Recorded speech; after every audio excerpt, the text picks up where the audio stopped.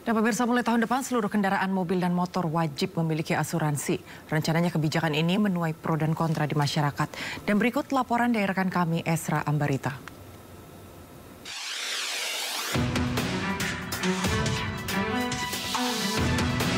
Pemerintah mulai tahun 2025 akan memberlakukan aturan bagi seluruh kendaraan, baik motor maupun mobil, berasuransi. Wajib asuransi 2045 setuju nggak? Kalau saya sih nggak setuju karena dalam dari pajaknya juga kan ada asuransi kan. Untuk kebijakan ini setuju nggak, Bang? Kalau untuk kebijakan ini sih nggak setuju ya, soalnya karena kan kalau kendaraan baru itu kan udah dapat asuransi ya, lain halnya kalau mungkin kalau kendaraan bekas ya kan. Tapi sekarang kendaraan bekas pun udah kalau misalnya kita kredit juga ada asuransinya. Jadi kita nggak setuju juga soal peraturan itu. Ya, kalau memang itu ada kedepannya lebih bagus lagi, setuju. Sejumlah alasan disampaikan mengapa wajib asuransi ini dilakukan. Di antaranya memberikan kemudahan finansial bagi masyarakat akibat kecelakaan dan memastikan para pengendara atau seluruh kendaraan bertanggung jawab atas segala resiko yang ada di jalan raya. Bahwa program asuransi wajib, termasuk asuransi kendaraan, masih menunggu terbitnya peraturan pemerintah PP sebagai payung hukum pelaksanaannya, seperti ruang lingkup dan waktu efektif penyelenggaraan program. Pemerintah dapat membentuk program asuransi wajib sesuai dengan kebutuhan. Di antaranya mencakup asuransi kendaraan berupa tanggung jawab hukum, pihak ketiga atau third party liability. Sejumlah negara seperti Australia, Jepang, Jerman, Hong Kong hingga Singapura telah memberlakukan aturan dari asuransi ini. Beragam pendapat telah disampaikan oleh masyarakat. Kita tunggu bersama seperti apa kepastian penerapan dari aturan berasuransi untuk kendaraan motor maupun mobil. Saya Esra Ambarita bersama Jewi Jasin. Sampai jumpa. Pemirsa, guru-guru Sekolah Dasar Negeri 1 Parung Panjang, Kecamatan Wonosalam, Lebak, Banten terpaksa menganggur lantaran tidak satu pun murid hadir ke sekolah. Aksi murid mogok sekolah ini terjadi akibat kepala sekolah yang diduga menahan uang tabungan murid senilai 80 juta rupiah dalam 2 tahun terakhir. Kenapa nggak ada yang sekolah? Apa alasannya? Ini apa diliburkan sama guru apa gimana? Ada acara lain bareng? Pemandangan tak biasa tampak di Sekolah Dasar Negeri 1 Parung Panjang, Kecamatan Wonosalam, Lebak, Banten. Di saat sekolah lain mulai kembali melakukan aktivitas belajar mengajar, di sekolah ini guru-guru justru terlihat bercengkrama di saung yang ada di luar sekolah. Kondisi ini terjadi lantaran seluruh siswa memilih tidak datang ke sekolah karena kecewa dengan kepala sekolah. Murid dan wali murid menilai kepala sekolah menahan uang tabungan murid sebesar 80 juta rupiah. Beberapa orang tua murid yang datang ke sekolah sempat terlibat perdebatan dengan Haryati yang merupakan kepala sekolah. Puluhan wali murid membuat surat pernyataan yang berisi tentang penolakan kepala sekolah yang dipimpin oleh Ibu Haryati karena uang tabungan murid selalu bermasalah dan diberikan tidak tepat waktu dalam 2 tahun terakhir. Dari Lebak, Banten, Iskandar Nasution, iNews melaporkan. Hari pertama sekolah, ratusan siswa SD di Bantar Bolang, Pemalang, Jawa Tengah mendapat makan siang gratis. Uji coba makan siang ini akan dilakukan sebanyak 3 kali dalam sebulan dengan melibatkan ibu-ibu PKK untuk memasak menunya. Satu paket menu dianggarkan Rp30.000 per siswa SD. Ini berisi nasi, sayur, daging, buah, air putih, dan susu kemasan.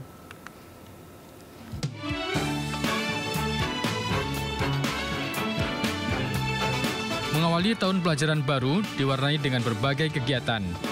Seperti ratusan siswa SD Negeri 1 dan 02, Sumur Kidang, Bantar Bolang, Pemalang, Jawa Tengah, mendapatkan makan siang gratis.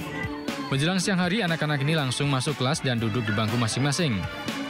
Mereka disediakan kotak makan, serta minum dan buah, juga minuman susu. Para siswa nampak antusias menikmati menu makan siang gratis yang baru pertama kali ada. Kotak berisi nasi, sayuran, daging langsung dinikmati para siswa secara bersama-sama. Enak. Seneng nggak? Seneng. Pengennya apa? Setiap hari? Setiap hari dapat ya? Itu dari provinsi, Pak. Dari provinsi? Ya. Berapa siswa yang diberikan makan, Pak? Yang diberikan aslinya itu Untuk? ada 160, itu asli dari dua bidang, tambah starting dari masyarakat, Pak. Dari Total berapa? 200. 200 paket makan? Iya. Program makan gratis dari Dinas Ketahanan Pangan Provinsi Jawa Tengah ini disiapkan oleh ibu-ibu PKK desa dan disajikan langsung untuk para siswa. Anggaran satu paket menu lengkap sebesar Rp30.000 per siswa. Selama menyiapkan hingga menyajikan makanan diawasi oleh Dinas Ketahanan Pangan Provinsi Jawa Tengah. Satu porsi berapa? Satu porsi 500 30.000. Itu sudah sesuai dengan sana, Pak ya? Memang kita mengikuti petunjuk dari Dinas Ketahanan Pangan, menu sehat, kalau kita dulu menggunakan masalah. Jadi kita menunya daging, sayur, buah, susu, ya kan? Kalau nggak ada susu terus buahnya diganti pakai jus juga. Diharapkan program makan siang gratis ini bisa dilakukan di semua sekolah. Saat ini baru satu SDN Sumur Kidang yang mendapatkan program tersebut. Padahal ada ratusan sekolah lain yang juga membutuhkan. Dari Pemalang, Jawa Tengah, Suryono Soekarno, iNews melaporkan. Presiden Joko Widodo bersama Ibu Iriana menghadiri acara Puncak Hari Anak Nasional 2024 di Istora Papua Bangkit, Jayapura dengan tema dari peringatan Hari Anak Nasional ke-40 ini yaitu Anak Terlindungi Indonesia Maju.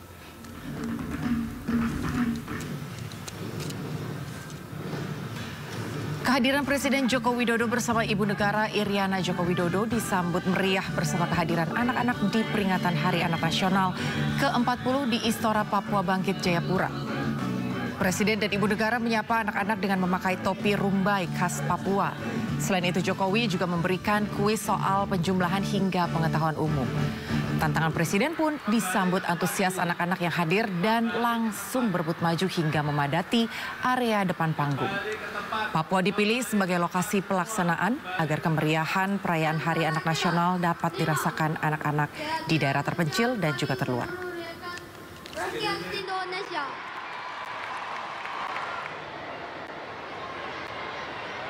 Pemirsa, pornografi seolah menambah daftar panjang permasalahan yang harus dihadapi anak-anak Indonesia. Pengungkapan kasus penjualan video porno anak di Kebumen, Jawa Tengah seakan menjadi tamparan serius bagi kita semua di tengah puncak peringatan Hari Anak Nasional ke-40. Lantas bagaimana seharusnya kita bertindak demi melindungi anak? Untuk membahasnya lebih dalam, pemirsa sudah bergabung bersama kami melalui sambungan Zoom Retno Listiarti selaku pemerhati anak. Selamat malam Ibu Retno. Selamat malam. Baik Ibu, terima kasih untuk waktunya bagi kami di Sindo Prime. Ibu, ini menjadi hal yang sangat memprihatinkan. Di satu sisi kita sedang memperingati Hari Anak Nasional. Tapi di satu sisi kita selalu berhadapan dengan kasus-kasus serupa seperti ini di mana anak cenderung menjadi tujuan atau objek eksploitasi. Ibu Retno sendiri tanggapannya seperti apa dan rencana ke depan untuk memperhatikan anak-anak ini seharusnya seperti apa Ibu? Iya, pertama tentu saya mengucapkan selamat Hari Anak Nasional ya untuk seluruh anak Indonesia. Yang kedua, kita prihatin ya di saat kita merayakan kok terungkap kasus seperti ini. Dan yang ketiga ya, sebenarnya Indonesia itu saat ini ya Mbak, ini sudah berada pada urutan ke-10 ya dari 188 negara terkait dengan kekerasan secara daring yang dialami oleh anak-anak. Jadi kita ini sedunia itu pada posisi tertinggi loh ya, 10 besar. Jadi ini sebenarnya sesuatu yang sungguh harusnya menjadi perhatian kita bersama ya, karena artinya nih Indonesia luar biasa ya kalau sampai masuk pada urutan ke-10, berarti sudah banyak betul anak-anak kita menjadi korban. Nah, kenapa ini bisa terjadi? Pertama adalah anak-anak ini mulai mengenal media sosial karena sekarang ini kasus anak korban yang terkecil adalah 8 tahun gitu ya. Nah ini padahal tahun 2010 itu anak yang korban terkecil itu 11 usianya, tapi sekarang sudah 8 tahun. Nah ini menunjukkan semakin muda itu korban karena satu mereka punya handphone, kedua mereka mulai mengenal media sosial. Nah si pelaku para predator anak yang menjual video maupun foto anak-anak ke situs pedofil ini sudah beberapa kali terungkap oleh pihak kepolisian. Itu biasanya akan bermula dari orang tua yang melapor ke polisi karena mereka mengetahui kemudian anaknya satu masuk grup WA yang dibuat oleh pelaku dengan mengundang anak-anak lain dari berbagai wilayah. Nggak cuma misalnya itu terungkap di Jakarta, cuma Jakarta aja, enggak gitu ya.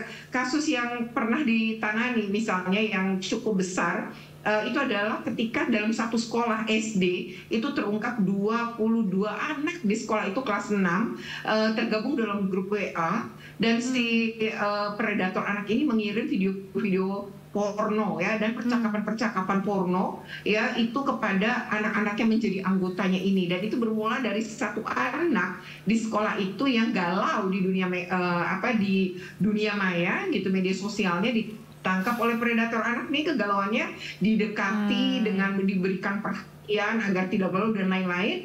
Lalu anak ini akhirnya dekat dengan si pelaku dan diminta untuk ngajak teman-teman yang lain dan dilakukan. Nah, ini yang sebenarnya sekarang butuh sekali perhatian orang tua. Betul. Meskipun negara hadir dengan berbagai regulasi untuk melindungi anak, tapi handphone itu kan di tangan anak dan berada di dalam kamar ya. Nah, jadi ini penting banget bagaimana orang tua mesti waspada, memberi edukasi kepada anak-anak dan juga melakukan pengawasan. Berarti dengan kata lain sebenarnya dari kasus ini, menurut pendapat Bu Retno, anak-anak yang sebagai korban sendiri sebetulnya secara sadar melakukan atau membuat konten-konten itu dan pada akhirnya bersedia untuk didistribusikan didistribusikan oleh pelaku atau predator ini.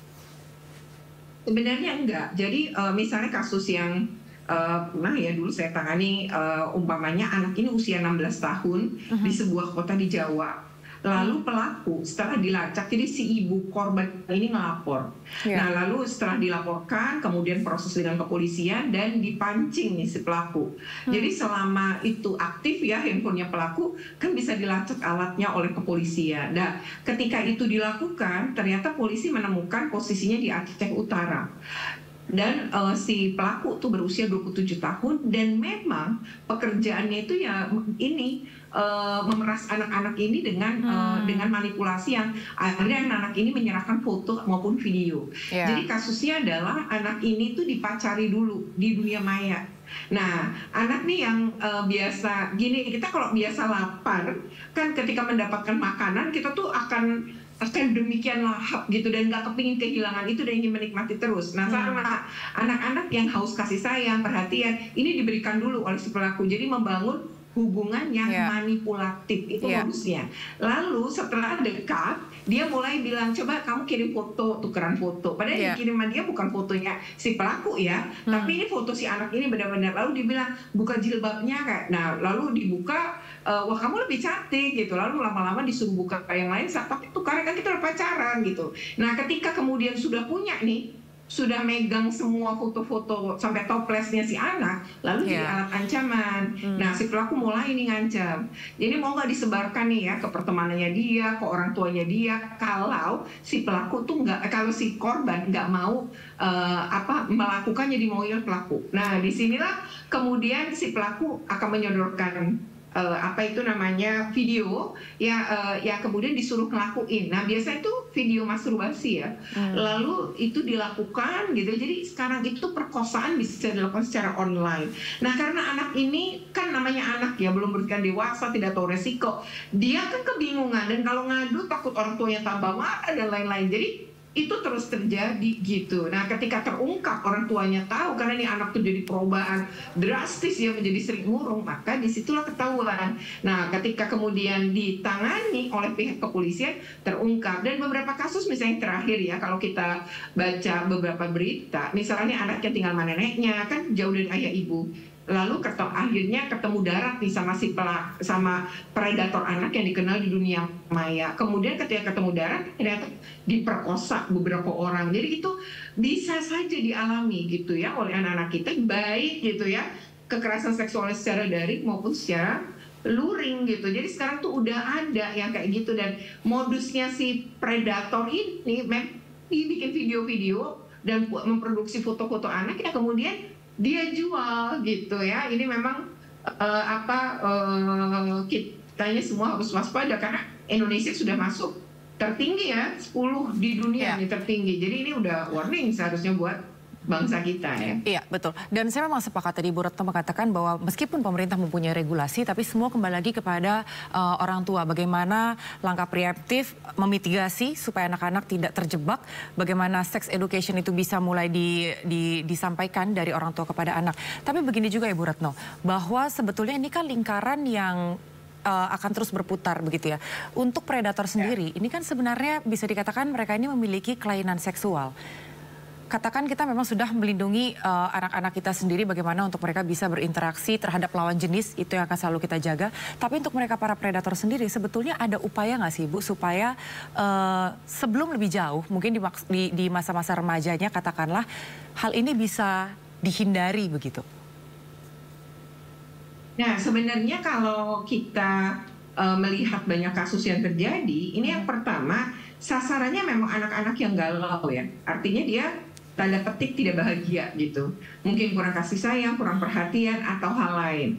Nah itu masuknya tuh dari sana. Jadi ini kewaspadaan pertama dari orang tua. Sering-sering komunikasi dengan anak, sering peluk-peluk anaknya gitu ya. Berkomunikasilah dengan positif, terus bertanya nyaman atau tidak, dan lain-lain. Ini penting banget membangun hubungan ini gitu ya. Ini momentum Hari Anak, mari orang tua ini merubah ya pola komunikasi dengan anak. Jangan nyuruh anak makan lewat WA, makan sayang gitu ya, tapi mereka sama-sama di kamar gitu ya, ada komunikasi ini tolong dihindari gitu ya. Mulai dari sekarang coba berkomunikasi, tatapan mata dengan mata gitu ya. Ini penting banget, dan sentuhan kulit dengan kulit ya, itu penting sehingga anak tuh nggak perlu cari kehangatan yang lain karena dia dapat dari keluarganya.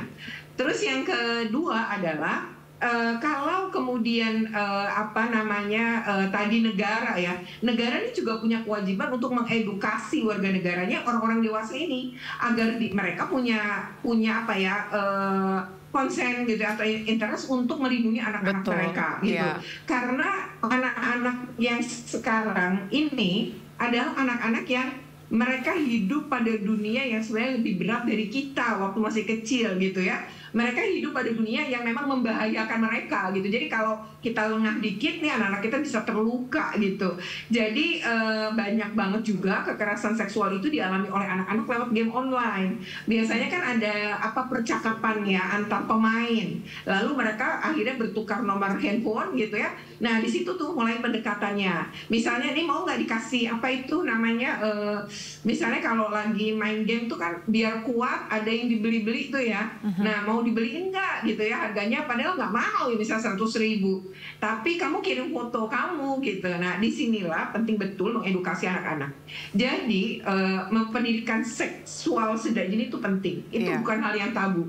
Kalau masyarakat kita nggak tabu ya Mbak. Betul. Pada itu enggak. Jadi hal yang kecil aja dimulai dari kecil tuh kita ajarin ada di tubuh dia, laki maupun perempuan yang nggak boleh disentuh orang lain dan nggak boleh dilihat. Kalau sampai disentuh dan dilihat, suruh ngelaporin gitu. Nah bagiannya mana aja untuk laki, mana aja untuk perempuan. Jadi ketika diminta foto, berarti dilihat kan, diminta video berarti dilihat gitu. Nah ada bagian itu katakan kalau ada sampai ngeliat laporkan, dan itu orang jahat gitu. Nah ini penting banget sih ya menurut saya, hal sederhana tapi mari kita lakukan. Pendidikan seks itu bukan berarti ngajarin melakukan seks, bukan gitu, tapi membangun kesadaran anak-anak untuk melindungi diri mereka, alat reproduksi mereka, diri mereka gitu. Itu penting banget gitu ya, tubuh mereka tuh dikenali untuk mana yang harus dijaga dan nggak boleh ada orang lain yang kemudian melihat dan menyentuh itu. Itu sih ya sesederhana itu. Tapi jarang nih orang Indonesia ngelakuin. Betul, karena memang masih dianggap tabu Ibu, apalagi untuk orang-orang dengan suku tertentu katakanlah demikian. Tapi saya rasa dengan pesan dari Bu Retno barusan dan juga dari kasus-kasus yang terjadi sekarang ini, sudah waktunya setiap orang tua melek dengan sex education sejak dini terhadap anak-anaknya. Karena kalau bukan dari orang tua, nanti anak-anak kita akan mencarinya justru dari orang lain, dan itu yang justru membahayakan. Terima kasih sekali Ibu Retno untuk waktunya, untuk insight-nya. Mudah-mudahan ini semua bisa jadi masukan bagi para orang tua yang ada di negara ini. Selamat malam Ibu Retno. Selamat malam. Dan pemirsa, Bareskrim Polri hari ini melakukan gelar perkara kasus pembunuhan Vina dan Eki 2016 silam. Polri mulai menyelidiki dugaan pemberian keterangan palsu oleh saksi Aib dan Dede. Dede saksi kunci kasus Vina maupun ayah Eki, Ibtu Rudiana seolah saling tuduh terkait kasus Vina. Lantas siapa sebenarnya yang berkata jujur? Bagaimana mencari kebenaran di balik kasus ini? Sudah bergabung bersama kami pemirsa melalui sambungan telepon kuasa hukum Ibtu Rudiana, Ibu Elsa Syarif. Selamat malam Ibu. Selamat malam. Assalamualaikum warahmatullahi wabarakatuh. Waalaikumsalam, dan juga sudah hadir kuasa hukum Dede, Suhendra Asido Huta Barat. Selamat malam Bang Asido. Selamat malam Bang Asido. Ya, selamat malam. Baik. Suara saya bisa didengar? Ya, sudah bisa jelas. Dan juga sudah hadir pakar hukum pidana Heri Firmansyah. Selamat malam Bang Heri. Selamat malam Bang Yi. Assalamualaikum. Ya, baik. Saya mungkin ke Ibu Elsa terlebih dahulu. Ibu ini kan sepertinya ada saling tuduh ya, mengatakan bahwa adanya rasa takut dari Dede ketika menjalani pemeriksaan dari klien Ibu. Nah, ini seperti apa tanggapan dari klien Ibu dan juga Ibu Elsa terhadap pernyataan Dede ini? Secara tegas kami katakan itu tidak benar, dan pernyataan pencabutan keterangan di bawah sumpah yang tahun 2017 itu perlu patut diuji secara hukum. Yeah. Tapi karena itu satu usaha untuk PK ya terkejar, tapi karena ini telah merugikan nama baik klien kami dan menimbulkan ujaran kebencian kepada klien kami, yang keterangan ini tidak masuk akal karena klien kami adalah seorang saat itu aibtu yang tidak mungkin ikut mengatur-ngatur di penyidikan di Polda Jabar. Jadi kami telah melakukan somasi kemarin 3x24 jam, dan jika tidak dicabut ataupun tidak meminta maaf kepada klien kami batas 3x24 jam, kami akan melakukan proses hukum. Oke. Bang Asido, apa yang diceritakan oleh klien Anda, Dede? Karena kalau berdasarkan pernyataan dari kuasa hukum Ibtu Rudiana sendiri, saat itu posisinya kliennya justru sedang kehilangan anak. Dan bagaimana mungkin bisa merekayasa suatu pemeriksaan? Apa yang diceritakan klien Anda saat itu, Bang? Oke, baik. Jadi pertama, kami tetap menyampaikan rasa simpati kami kepada Pak Rudiana atas kehilangan putrinya. Namun dalam hal ini, kita mesti melihat secara utuh perkara ini. Ini hanya bagian saja ya daripada, dan ini merupakan pernyataan saudara Dede sendiri ya. Jadi sudah terpublish juga di media, publik juga sudah mengetahui bahwa dia mencabut.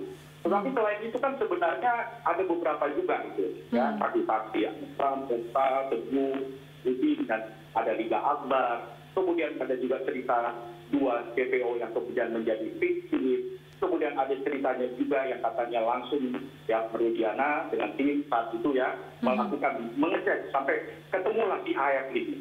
Nah, kemudian AF ini ada peristiwa di tanggal 25 Agustus ya, yang mana warga itu mendatangi dan ada wanita gitulah ceritanya ya. Nah, kemudian ada terjadi pemukulan.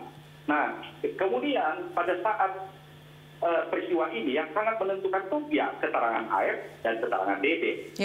Nah, Dede sendiri sudah menyampaikan bahwa dia pada saat diminta untuk datang ke Polres itu dia tidak tahu. Ini versi Dede ya, kita hanya menyampaikan saja bahwa dia itu akan di BAP. Jadi AF hanya mengajak dia ke Polres. Ketika sudah di sana dia tanya kita ini ngapain, ternyata mau menjadi saksi ya dalam meninggalnya Vina dan Egi. Nah, kemudian dia kan tidak tahu. Memang benar-benar dia tidak tahu ada peristiwa muncul di depan sebelah, kemudian dilempari, dikejar, dan seterusnya gitu. Dia tidak tahu. Tapi kemudian AF ya mempertemukan juga ada Pak Rudiana. Ini menurut keterangan Dede. Nah, terjadilah akhirnya BAP tersebut. Bahkan ada BAP tambahan itu 23 September. Ini menurut keterangan Dede lagi bahwa karena itu sudah di Polda ya, jadi ada pemeriksaannya di Polres Cirebonnya. Ya, kemudian juga ada tambahan di Polda. Menurut Dede, ya, saya ulangi menurut Dede, karena itu pernyataan dia tidak pernah ke Polda. Nah, tanggal 23 September itu hanya terkait dengan jamnya yang tidak pas di BAP waktu yang sama. Ya, karena itu ternyata peristiwa itu harusnya sejam kurang lagi. Jadi disebutkan bahwa saat itu handphonenya error untuk jamnya. Nah, jadi kita sih sebenarnya bersimpati. Justru sekarang kan posisi ya, karena Dede ini merasa dia tidak tenang hidupnya. Dia merasa bersalah, dia merasa berdosa gitu. Dia masih bisa menikmati kemerdekaan ya, kehidupan yang bebas di luar sana. Tapi ada yang gara-gara keterangan AF dan Dede. Akhirnya mereka menjadi terpidana gitu ya. Sudah 8 tahun mereka jalani. Justru, jadi dia terpanggil lah untuk kemudian mengungkapkan yang sesungguhnya menurut dia. Gitu. Ya, justru itu. Bang Heri sendiri melihatnya seperti apa? Karena semakin kesini semakin banyak yang mengungkapkan hidupnya tidak tenang, kemudian harus berkata jujur, tapi sudah berjalan 8 tahun. 8 tahun bukan waktu yang sebentar. Sehingga kami pun publik akhirnya dibuat terheran-heran. Ini sebetulnya kesaksian siapa yang benar, kesaksian siapa yang bisa dipercaya. Apalagi ketika seorang saksi sudah berkata, memberikan keterangan yang palsu, bagaimana keterangan itu ke depannya masih bisa dipercaya oleh publik. Menurut Bang Heri sendiri, seperti apa saat ini? Ya, saya izin tidak menanggapi fakta ya, agar saya tidak kemudian terkesan berpihak kepada pihak manapun di kasus ini ya. Tapi yang ingin saya sampaikan bahwa ada konsekuensi hukum, baik logis maupun yuridis, ketika orang memberikan satu keterangan dalam menjadi saksi misalnya, apakah di berita acara pemeriksaan maupun di persidangan. Apalagi kalau yang disampaikan itu tidak benar dan kemudian merugikan pihak lain, sampai kemudian menyeret orang itu menjadi tersangka. Menurut saya ini suatu hal yang tidak boleh dibenarkan. Apakah kemudian ini menjadi arah untuk pembelaan diri sendiri, kemudian menyalahkan orang lain? Silahkan nanti proses hukum ini yang akan kemudian membuktikan itu ya. Tapi sekali lagi yang harus kita garis bawahi adalah apa yang disampaikan itu memiliki konsekuensi hukum yang beratnya luar biasa bagi orang lain, apalagi sudah dijalani 8 tahun. Ini kan seakan-akan dengan penyataan bersalah kemudian selesai. Ini kan tidak begitu ya. Tentu ada konsekuensi yang harus dijalani dalam proses itu. Karena ini yang membuat menurut saya semerautnya perkara ini dari awal. Kalau kemudian ada tuduhan bahwa si A merekayasa, si B kemudian menuduh orang lain juga yang sebenarnya merekayasa, ini semua mungkin akibatnya dari keterangan saksi yang tidak benar dari awal. Baik. Penyidikan yang diambil secara serampangan tanpa kemudian menseleksi betul-betul apakah memiliki kualifikasi sebagai saksi atau tidak. Tapi bagaimanapun perbuatan semacam ini menurut saya dibenarkan dengan cara apapun gitu. Bang Heri, sebetulnya kan ini beberapa kali kita sudah melihat adanya situasi atau kondisi salah tangkap tersangka dari Peggy Setiawan, kemudian Saka Tatal, dan juga nantinya ini bagaimana nasib 7 terpidana lainnya. Kemudian masih menjadi pertanyaan juga bagi publik, sebetulnya siapa yang membunuh Vida dan Eki? Bukankah sebetulnya kunci dari ini semua adalah kesaksian dari Ibtu Rudiana sendiri, atau analisa Anda seperti apa? Ya, kalau sudah semeraut semacam ini Mbak Anggi, kita udah nggak bisa lagi menyandarkan pada satu keterangan saja. Maka harus diperiksa secara komprehensif, kemudian kita juga boleh menjudge sesuatu lebih dahulu sebelum kita melihat rangkaian perkara ini seperti apa secara utuh, baru kemudian judgement itu akan muncul ya. Karena bisa saja kemudian masalah intervensi dari Ibtu Rudiana itu mungkin muncul, mungkin ya. Tapi sejauh mana kemudian itu mempengaruhi dalam hal penegakan hukumnya, itu juga lain soal. Jadi untuk membaca ini tidak kemudian bisa setengah-setengah begitu, ini harus utuh dia membacanya. Apalagi ini kejadian yang sudah 8 tahun yang lalu, ya sehingga menurut saya fakta yang dimiliki itu silahkan saja dibawa, diunjukkan, kemudian nanti ditandingkan dia. Tinggal nanti hakim yang akan menilai sebenarnya yang mendekati penilaian secara objektif di saat 8 tahun yang lalu itu yang mana. Karena punya jalur lain lagi gitu. Karena dugaan rekayasa itu muncul dari awal, bahkan dikatakan apakah ini pembunuhan atau sebenarnya meninggalnya secara alamiah karena kecelakaan. Nah ini kan yang perlu kita ingatkan, kalau sampai ternyata bukan kecelakaan dan ada yang membunuh, betapa hilangnya rasa keadilan bagi korban. ya kan? Kita nggak bicara untuk memaksakan seseorang menjadi tersangka. Tapi kalau dari kemarin kita selalu bicara tentang pelaku nih, ya keadilan bagi pelaku nih, keadilan bagi Peggy yang disangka sebagai pelaku, 7 orang terpidana yang sebagai pelaku pada saat ini yang masih belum tahu juntrungannya seperti apa. Tapi kita lupa keadilan bagi korban juga. Jadi sebenarnya ini adalah pertempuran antara keadilan korban dan keadilan bagi pelaku yang mungkin salah tangkap. Tapi semua masih dugaan. Sehingga saya katakan tadi sekali lagi, silahkan semuanya dibuktikan lewat pengadilan. Nah, berarti selesai dia. Oke, beberapa waktu yang lalu mantan Kadif Propam Polri yang kami sempat baca memang sempat ada analisa. Sebetulnya ini masih dugaan ya. Dugaan meninggalnya Vina dan Eki ini ada kaitannya dengan posisi ayah Eki yang waktu itu bertugas yang berkaitan dengan urusan dengan narkoba. Ibu Elsa selaku kuasa hukum dari Ibtu Rudiana sendiri, apakah klien Ibu sempat berbicara mengenai hal ini atau mungkin sempat berkomunikasi dengan Propam? Saya ngomong sebentar aja ya, saya sampaikan bahwa tidak benar dan itu memang bukan kecelakaan dan itu sudah mempunyai putusan yang berkekuatan hukum tetap dan kita harus menghormati putusan itu. Jika mau mengajukan PK silakan, ya tetapi jangan membuat cerita-cerita yang tidak masuk akal. Dia, klien saya itu diproses di Polda dan penyidiknya adalah Polda di Cirebon hanya 3 hari. Jadi tunggu konsekuensinya. 3x24 jam kita akan teruskan proses hukum. Kan sudah mau berserah diri, ya silakan saja. Harus diuji kebenarannya dan bukan dia saja yang memberi keterangan itu, kan banyak rangkaian keterangan pertemuan dari keterangan saksi, ahli, barang bukti dan segalanya. Jadi saya hanya ngomong itu waktu saya udah singkat, saya permisi ya. Baik. Wassalamualaikum warahmatullahi wabarakatuh. Waalaikumsalam. Terima kasih Ibu Elsa untuk waktunya. Selamat malam. Ya, Bang Asido, kita kembali melanjutkan dialog ini bahwa saya sempat juga mendengar dan saya juga sempat membaca dari berbagai informasi di media bahwa klien Anda siap menerima konsekuensinya atas kesaksian atau keterangan palsu yang diberikan. Ada upaya lanjutan dari tim kuasa hukum dan apa rencana Dede ke depannya sendiri? Ya, jadi yang pasti kan begini ya, kalau kita merespon begitu, itu kan sudah ada juga sebenarnya statement ya, walaupun disampaikan melalui Kapolri bahwa penyidikan ini tidak didasari pada awalnya itu scientific crime investigation. Prinsip Miranda Rule juga tidak diterapkan di sini. Kalau bicara yang bonyok-bonyok itu mukanya kan itu sebenarnya tinggal di googling aja banyak itu, ya bisa dilihat fotonya ya. Kemudian yang menangkap pada saat kumpul itu kan mungkin juga sudah pada tahu gitu ya siapa yang menangkap itu. Jadi tolong ini dibedakan. Rasa simpati kita oke gitu ya.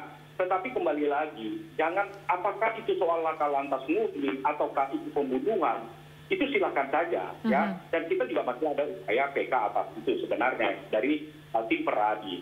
Tetapi kan ini persoalannya ya ini tidak semua lantas langsung, ini beda-beda loh posisinya. Ya, ada di Tatal, ada di Peggy dan sebagainya, siapa namanya, Liga Akbar.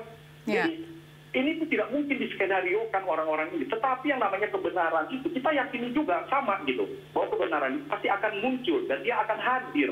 Ya kalau dibilang itu Tuhan tidak akan diam kan begitu. Nah sekarang si Dede pun tersentuh. Kalau ditanya kenapa si Dede sekarang baru muncul, kita harus lihatlah kondisi ekonomi dia itu seperti apa. Dia kan itu kalangan inilah ya bawah gitu, hanya mohon maaf kuli bangunan. Jadi dia tidak punya satu keberanian dan itu di statementnya sudah dia sampaikan semua sebenarnya di situ bahwa dia datang ke Polres kemudian AF menyampaikan seperti ini dan diserahkan juga begitu ya menurut Dede gitu oleh Pak Rudiana dan kemudian dia juga dalam pergumulan dia sekian tahun itu dia mau kemana? Dia juga berpikir dia kuli bangunan. Sehari aja dia hilang waktu, hilang penghasilannya dia.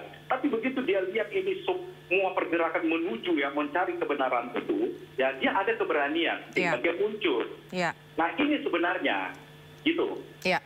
memang bisa dipahami situasi dan juga background Dede dan juga teman-teman lain ketika berhadapan langsung dengan tim penegak hukum begitu. Masih sama pertanyaan saya sebetulnya, Bang Heri. Sampai detik ini spekulasi dan juga asumsi-asumsi lain masih terus liar di permukaan. Tapi kalau menurut analisa Bang Heri sendiri, sebetulnya kembali lagi pembunuh dari Vina dan Eki ini apakah betul-betul ada campur tangan orang kuat atau Anda punya analisa yang lain?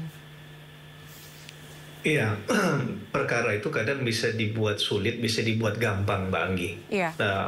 Pun siapapun pelakunya, kalau ada will yang kuat, saya rasa semua kendala apapun bisa diselesaikan.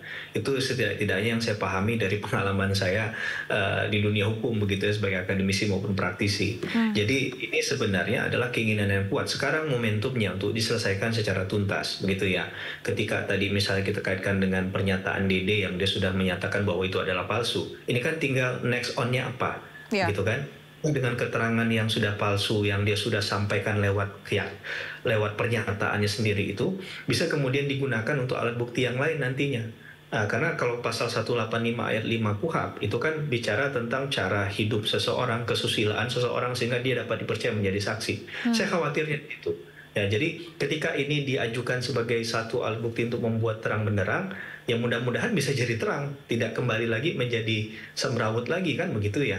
Karena sekali lagi ini perkara yang secara bukti memang sudah minim, apalagi antara keterangan mereka yang menjadi pelaku sudah bercampur baur ya. Ada yang kemudian menarik kembali pernyataannya. Nah ini yang kemudian karena tidak ada konsekuensi yang logis yuridis itu yang kemudian menurut saya menjadi semakin membuat ini menjadi makin tidak tahu arahnya kemana. Tapi masing-masing ya silahkan aja dengan keyakinannya kan. Hakim juga punya keyakinan nanti akan mendasarkan pada konteks dua alat bukti yang bicara tentang pidana kan akan bicara dalam konteks itu ya. Mana yang kemudian ditimbang oleh hakim, ditakar oleh hakim sebagai alat bukti yang mendekati dalam konteks ini adalah yang bisa memperkuat terang benderang perkara ini. Saya rasa itu Anggi, karena kalau pelaku ya selama tadi kita belum clean and clear masalah penyidikannya seperti apa, ya kemudian nanti di PK kemudian juga bisa menyatakan dengan tegas bahwa kematiannya ini adalah berdasarkan di persidangan tingkat pertama yang sudah katakanlah diuji misalnya, kemudian diuji lagi kembali oleh pihak lain yang menganggap itu tidak terjadi demikian, ya saya rasa ini yang akan membuat publik bisa memiliki keyakinan kan, mana kemudian yang memiliki posisi kebenaran yang absolut tentunya, bukan kebenaran by design tadi. Betul. Ya karena orang boleh menyatakan kebenaran, tapi kan kebenaran itu adalah kebenaran itu sendiri kan begitu kira-kira. Iya, memang ini kita sekarang memang masih terus menanti ya seberapa berani para penyidik dan juga penegak hukum untuk betul-betul membuka segala sesuatu yang tersembunyi secara terang benderang. Baik, yang terakhir Bang Asido, harapan Anda terhadap klien Anda dan juga terhadap penanganan kasus ini sendiri. Silakan Bang.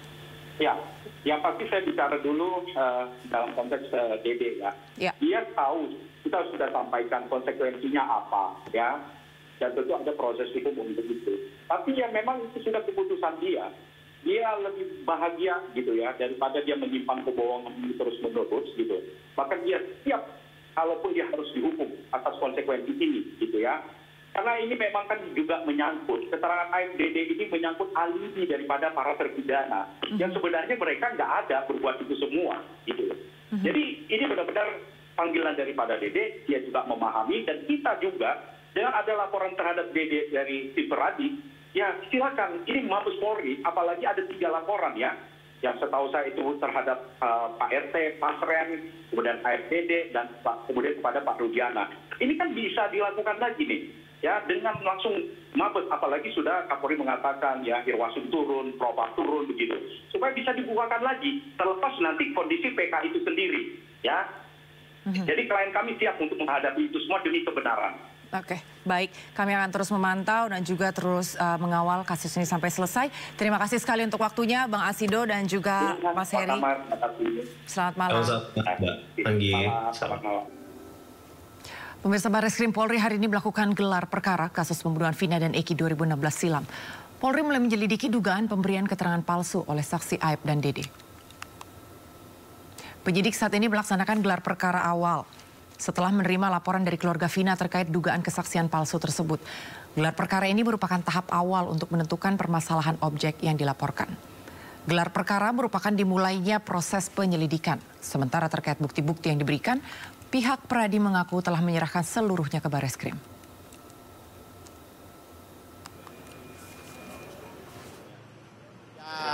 Buktinya kami kan udah serahkan, bukti pemulaannya kan cukup ya untuk melaporkan Dede dan Aib ya terkait dengan pemalsuan atau memberikan keterangan palsu.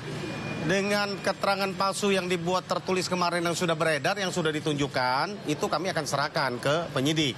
Pengakuan dari Dede, ya kan? Nanti disaksikan oleh kuasa hukum dari Dede sendiri, oleh Pak Asido Huta Barat. Nanti kita akan serahkan ini buktinya. Dan juga ada nanti diperlukan apa, kami siap untuk menghadirkan bukti-bukti yang lain untuk membuktikan laporan kami bahwa saudara Dede dan Aib telah memberikan keterangan palsu atau yang tidak benar. Pemirsa, salah satu saksi kunci dalam kasus Vina dan Eki, yaitu Dede Riswanto, mendatangi Lembaga Perlindungan Saksi dan Korban, Dede ke LPSK untuk mengajukan permohonan perlindungan hukum. Dede datang ke LPSK ditemani kuasa hukumnya untuk mengajukan permohonan perlindungan bagi Dede yang sudah mencabut keterangan dalam kasus pembunuhan Vina Eki. Serta permohonan perlindungan untuk 6 terpidana yang kini masih menjalani masa tahanan di Lembaga Pemasyarakatan Cirebon. Menurut kuasa hukum para terpidana, setelah Dede mencabut keterangan yang sebelumnya disampaikan ke penyidik Satreskrim Polres Cirebon, terdapat risiko ancaman bagi klien mereka. Kalau untuk perlindungan, kalau tadi kami sudah coba tanyakan ya berkaitan dengan tingkat ancaman, dan kami melihat belum ada sih yang terlalu signifikan ya dari tingkat ancaman semacam seperti itu. Jadi kami belum bisa memutuskan adanya perlindungan darurat atau tidak, karena kami tadi sudah menanyakan langsung kok berkaitan dengan hal tersebut. Nanti kami kan harus berbasis telaah dulu ya, untuk memberikan perlindungan darurat pun kami harus berbasis telaah dulu dan juga asesmennya gitu kan. Kami akan cek karena kaitannya itu nanti berkaitan dengan syarat-syarat perlindungan ya, sifat pentingnya keterangan gitu ya. Terus kemudian kalau misalnya ada hasil-hasil medis atau psikologis gitu, itu akan jadi pertimbangan kita juga gitu. Kami sudah menyerahkan permohonan untuk perlindungan ya kepada 6 terpidana sekaligus keluarganya, dan berikut saksi-saksi yang akan kami hadirkan. Kenapa? Supaya mereka dengan tenang bisa menyampaikan apa yang mereka ketahui secara benar. Tidak perlu ada ketakutan, tidak perlu ada kekhawatiran bahwa akan terjadi sesuatu kepada yang bersangkutan ketika berbicara. Itu tujuannya. Karena kita tujuannya ingin membuka peristiwa ini sejelas-jelasnya. Sehingga itu yang kami sampaikan. Terkait dengan Dede, tadi kuasa hukumnya Dr. Asido Huta Barat. Sebelumnya, Lembaga Perlindungan Saksi dan Korban atau LPSK memberikan perlindungan kepada Sakat Tatal dan keluarga Vina dalam kasus pembunuhan Vina dan Eki. LPSK juga menemukan dugaan penganiayaan dan pelanggaran dalam penyidikan kasus Vina tahun 2016 silam.